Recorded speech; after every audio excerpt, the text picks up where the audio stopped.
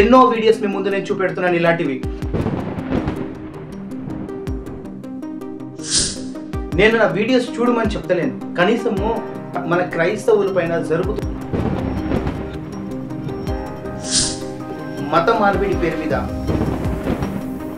Topics అనేది news లో కంటిన్యూగా జరుగుతున్నాయి.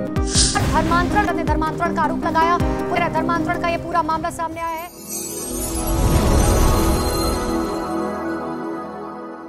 ఒకసారి ఈ నేషనల్ మీడియాలో ఉన్న యాంకర్ ఎంత పెద్ద అబద్ధం మాట్లాడుతుందో మీరు చూడండి.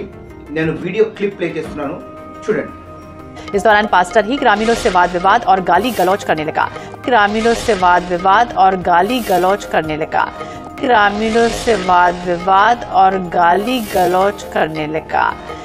చూస్తున్నారు కదా ఫ్రెండ్స్, ఈ వీడియోలో యాంకర్ చెప్తున్న మాట ఏంటంటే పాస్టర్ దుర్భాషలు మాట్లాడుతున్నాడని, అదే విధంగా తన ప్రవర్తన సరిగా లేదని చెప్తున్నారు.